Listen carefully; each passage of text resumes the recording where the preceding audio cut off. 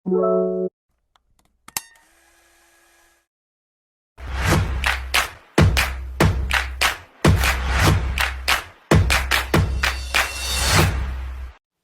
teman-teman HI, kenalin aku Najwa dari kelompok 1. Di sini sebelum kita kenalan sama anggota lain dan menyimak pembahasan video, mari sejenak kita mengingat apa yang terjadi di dunia pada tahun 2020. Saat itu, umat manusia dikejutkan dengan kemunculan virus COVID-19 yang membuat segala aktivitas manusia terhenti dan terkendala dalam berinteraksi secara langsung. Sekolah, kantor, dan tempat publik terpaksa ditutup guna mencegah penyebaran virus. Tahukah kalian bahwa fenomena ini dalam HI berkaitan dengan postmodernisme? Sebenarnya, postmodernisme itu apa sih? Dan apa kaitannya dengan pandemi COVID? Nah, di video ini kami kelompok 1 akan membahas dari awal bagaimana kemunculan postmodernisme itu, apa kritiknya terhadap modernitas dan pendekatan HI terdahulu, apa saja premis dari para tokohnya, dan yang terakhir adalah pengaplikasian teori postmo dalam memandang kemunculan wabah COVID-19. Nah, jangan lupa disimak ya. Selamat menonton.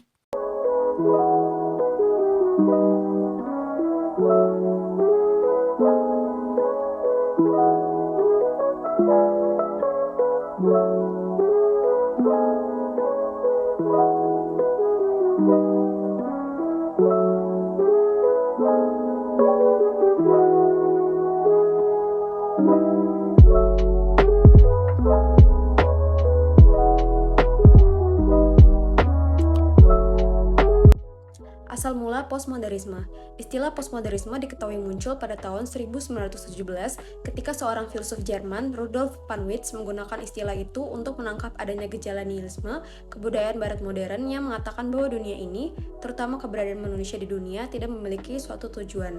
Postmodernisme adalah perspektif teori sosial yang baru dalam hubungan internasional, yang berasal dari kelompok filosof Perancis pada sekitar tahun 1980. Kemunculan postmodernis ini membawa pandangan yang menentang terhadap filsafat eksistensialisme yang mendominasi pada masa itu.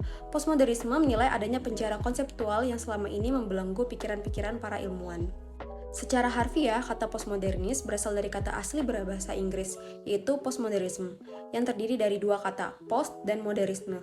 Post dapat diartikan sebagai sesuatu yang lampau atau sesudah, sedangkan modernisme adalah paham tentang hal yang bersifat modern atau meninggalkan hal-hal yang bersifat tradisional.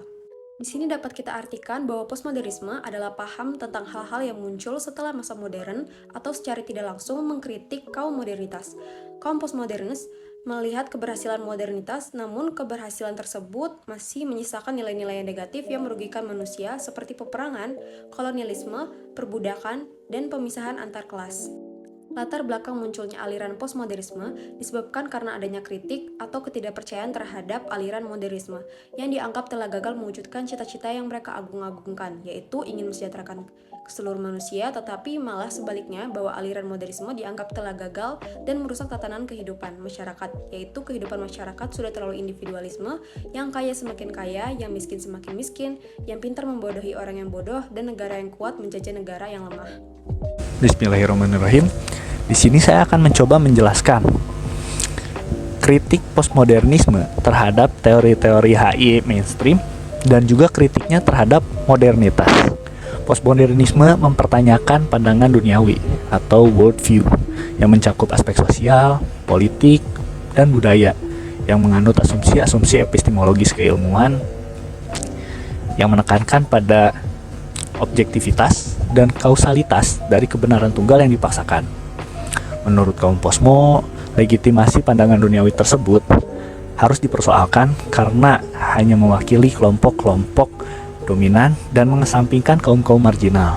Postmodernisme juga lahir dari pakar-pakar HI seperti R.B.J. Walker, Richard K. Astley, dan James Derderian yang beranggapan bahwa teori-teori arus utama terkontaminasi oleh pemaksaan kebenaran atau determinisme dan pembatasan nilai atau norma yang diatur oleh kelompok dominan yang biasa disebut juga logosentrisme, juga batasan yang dibuat oleh teks-teks terlebih dahulu sebagai acuan atau intertekstualitas. Dalam kondisi demikian, riset-riset HI terdahulu sebagai acuan dianggap mengandung bias-bias yang menyesatkan. Jika dilihat dari sudut pandang HI, postmodernisme menentang teori-teori seperti realisme dan neorealisme yang menekankan pada perebutan kekuasaan dan dominasi, sehingga dalam memperjuangkan kepentingan nasionalnya, negara akan selalu berperang dan berebut dominasi di bidang militer. Hal ini dianggap sebagai pemaksaan kebenaran yang mengesampingkan suara-suara kaum marginal yang turut serta dalam pembuatan diskursus dari studi HI kontemporer.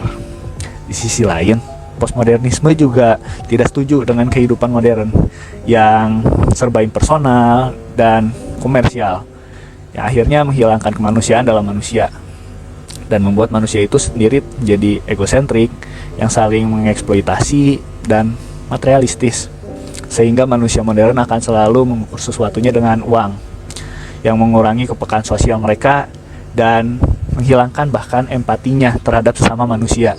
Baik, selanjutnya di sini ada premis Pierre Bourdieu dan konsep trilogi, yaitu habitus, kapital, dan Feld. Pierre Bourdieu ini lahir di daerah terpencil barat daya Perancis. Bourdieu dididik sebagai seorang ahli filsafat. Dalam menuliskan karya-karyanya, motivasi Bourdieu adalah menuliskan ketidaksetaraan atau inequality, yaitu kegundahannya terhadap ketidaksetaraan yang terjadi pada masyarakat sekelilingnya itu yang mendorong Bourdieu untuk menulis sejumlah karya dalam bentuk monograf. Bourdieu juga dikenal sebagai pemikir yang menghadirkan trilogi. Tidak sedikit juga sosiologi yang menyebutnya dengan istilah Holy Trinity yang terdiri dari habitus, kapital, dan Feld. Di sini kita akan membahasnya satu persatu.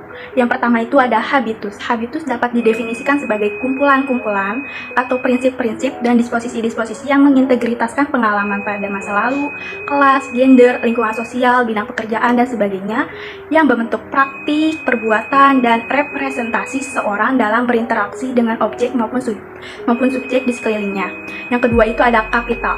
Kapital adalah modal yang dapat dipergunakan sebagai senjata sekaligus pertaruhan oleh seseorang atau lembaga tertentu dalam perjuangan mereka untuk menguasai bidang-bidang tertentu. Jadi, kapital ini hanya akan berfungsi bila ada Feld atau bidang-bidang tertentu di mana kapital tersebut dapat dipergunakan. Yang terakhir itu ada Feld. Feld dapat diartikan sebagai konfigurasi dari hubungan-hubungan objektif antar berbagai posisi. Dalam setiap Feld, menurut Bourdieu, berbagai pihak, terutama yang melakukan kekuasaan dan kapital, cenderung untuk memaksakan kehendak mereka sehingga konteks hubungan di dalam Feld dapat bernuansa dominasi dan subordinasi. Jean Baudrillard adalah seorang sosiolog dan filsuf asal Prancis yang mengkritik perilaku konsumeris masyarakat modern yang berkaitan dengan peran media dan teknologi komunikasi dalam menghadirkan fakta-fakta yang membuat orang terbelenggu pada sikap konsumerisme.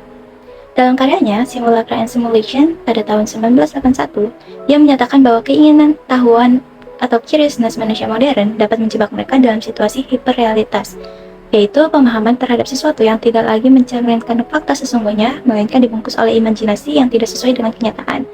Menurut Baudrillard, realitas dibentuk oleh dua unsur.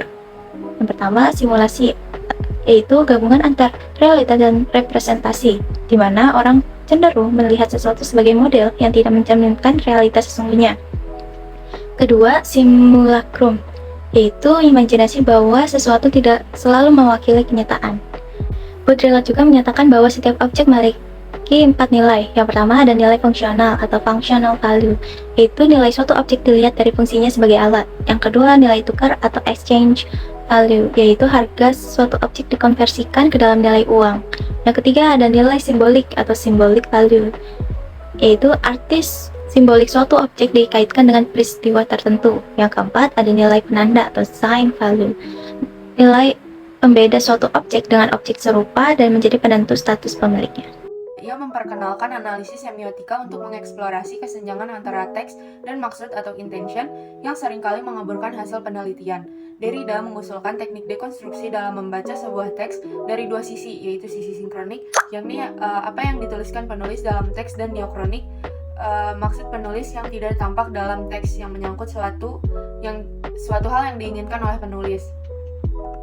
Teknik dekonstruksi yang jelas oleh Derrida tidak hanya membuka kesempatan bagi pemahaman lebih komprehensif, tetapi juga membantu pembaca dalam mengidentifikasi kewenangan-wenangan yang seringkali tersembunyi dalam suatu teks.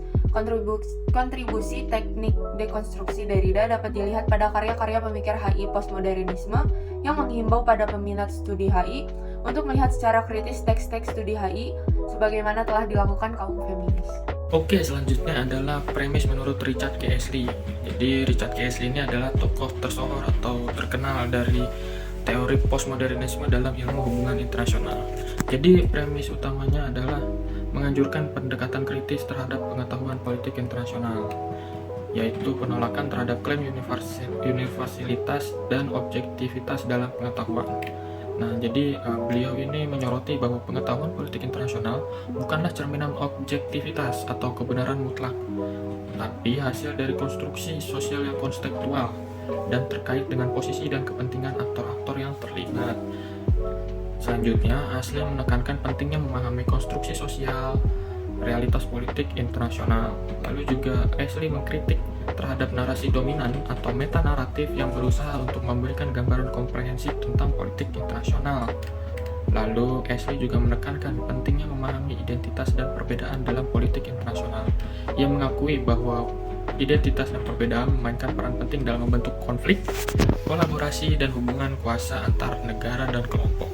Lalu juga beliau mendorong refleksivitas dan dekonstruksi dalam penelitian dan analisis politik internasional. Lalu Ashley juga menganjurkan untuk secara kritis mempertanyakan asumsi-asumsi dan kerangka berpikir yang mendasari pengetahuan dan pemahaman kita tentang politik internasional.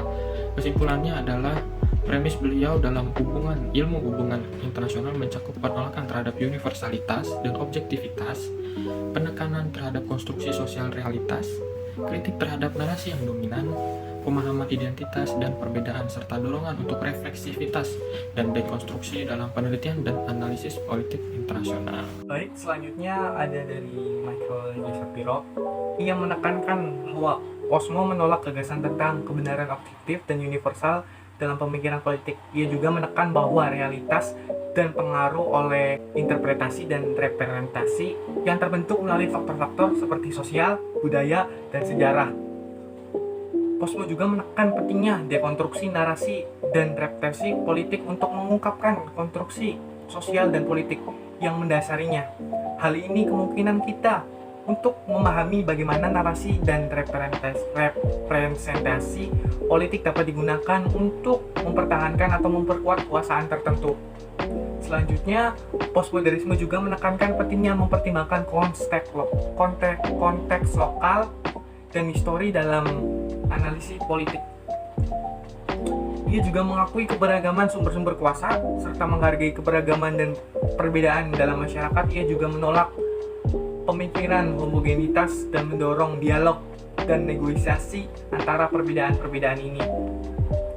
Dalam keseluruhan, pandangan postmodernisme juga yang dikemukakan oleh Shapiro dalam hubungan internasional menyajikan sudut pandang reflektif, kontekstual, dan kritis terhadap politik global, dan juga menekan kerangka pemikiran tradisional didasarkan pada kebenaran objektif, hierarki, dan otoratif.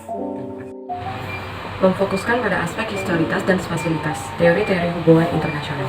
Bagi Walker, teori yang dapat mengkritis teori-teori frontal formal hubungan internasional yang didominasi oleh realisme dan liberalisme adalah teori-teori politik yang mengandung aspek historitas dan spesialitas. Dari sisi historitas, menyangkut interpretasi terhadap struktur dan proses politik internasional yang cenderung dilihat dari sudut pandang politik modern yang menjunjung tinggi kebenaran tunggal, menolak secara tegas kebenaran perspektif majemuk, dan meragukan keberadaan subjektivitas dalam penelitian ilmiah. Selanjutnya, menyangkut kategori-kategori bagaimana perubahan historis harus dipahami sangat dipengaruhi oleh teori sosial politik modern yang sangat menonjol progresivitas, pencerahan, universalisme, dan linearitas sejarah. Lalu, menyangkut bagaimana kondisi sosial politik modern menghadapi kritik permanen dari kelompok-kelompok yang mempertanyakan dominasi budaya modern dalam politik internasional kontemporer dengan cara mempertanyakan konsep-konsep baku seperti kedaulatan negara, kekuasaan kepentingan nasional, integritas teritorial, dan sebagainya. Etika internasional dan hubungan antar negara berdasarkan kepentingan nasional. Persoalan spesial semacam inilah yang menjadi perhatian utama Rob Walker. Karena itu, Walker mengusulkan agar peminat studi HI mau bergerak di ruang linearitas sejarah dengan mempertanyakan secara kritis konsep-konsep baku seperti kedaulatan, integritas, teritorial, kekuasaan, kepentingan nasional, dan sebagainya. Hai, setelah kita mendengar penjelasan mengenai asal mula lahirnya postmodernisme, kritik postmodernisme terhadap modernitas, dan berbagai premis yang datang dari tokoh postmodernisme, sekarang kita lanjutkan pembahasannya mengenai bagaimana pengaplikasian teori postmodernisme terhadap fenomena hubungan internasional yang ada dalam jurnal ini. COVID-19 yang mulai mewabah pada akhir 2019 di Wuhan, China, menyebar dengan cepat ke berbagai negara hingga ditetapkan oleh WHO sebagai pandemi global. Menurut postmodernisme, fenomena ini adalah bentuk dari krisis modernitas. Mengapa? Karena kemajuan modernitas tidak saja bermanfaat terhadap kehidupan manusia, tapi pada realitanya juga telah menciptakan krisis modernitas yang berujung pada kemunduran peradaban manusia. Perkembangan teknologi dan pendidikan serta pembangunan kota-kota modern selama ini juga justru turut berkontribusi signifikan terhadap kerusakan ekosistem bumi. Dalam perspektif kritis, wabah penyakit seperti COVID-19 tidak muncul begitu saja, dan sejarah manusia yang bergerak bukanlah suatu alamiah, melainkan terjadi karena tindakan atau perilaku manusia. COVID-19 juga tidak muncul sebagai fenomena alam atau lingkungan biasa, tetapi lebih sebagai bentuk kegagalan modernitas yang sebelumnya menjanjikan kemajuan peradaban karena berkondisikan rasionalisme dan kebebasan akal. Namun di sini, modernitas mengalami sebuah kritis yang menyebabkan kemunduran peradaban manusia. Nah, di sini postmodernisme memberikan pemantik kesadaran bahwa modernisme dengan globalisasinya yang selama ini berjalan pada nyatanya tidak selalu berdampak positif terhadap kehidupan manusia. Baik teman-teman, untuk penjelasan berikutnya akan dilanjutkan oleh rekan saya. Modernisme meyakini bahwa pemanfaatan akal secara optimal, seperti melalui rasionalisme, akan membawa kemajuan peradaban manusia. Namun, pandemi COVID-19 dan dampak negatif lainnya dari modernisasi menunjukkan kegagalan paradigma modernisme yang berpusat pada rasionalisme dan kebebasan akal. Postmodernisme mengajukan pemikiran kritis terhadap paradigma modernisme dan globalisasi yang seringkali tidak memberikan dampak positif yang diharapkan. Dengan menekankan kesadaran dan dehumanisme paradoks yang terkandung dalam modernisme, postmodernisme menawarkan pemikiran bahwa kemajuan teknologi dan pengetahuan tidak selalu dapat mengatasi semua kritis. Dalam konteks penerapan teori postmodernisme, pada artikel di atas, pendekatan ini akan menyoroti bahwa pandemi COVID-19 bukan hanya hasil dari fenomena alam atau lingkungan, tetapi juga terkait dengan kegagalan modernitas yang selalu mengutamakan kepentingan manusia. Selain itu, postmodernisme akan menekankan keterbatasan modernisme dalam mengatasi masalah-masalah yang ditimbulkan oleh perkembangan teknologi dan perubahan sosial. Secara keseluruhan, penerapan teori postmodernisme pada artikel tersebut akan menyoroti kritik terhadap paradigma modernisme, menekankan kompleksitas dan paradok yang terkandung dalam kemajuan teknologi, dan menyoroti kepentingan melihat lebih jauh dari perspektif manusia dalam memahami perubahan sosial dan lingkungan.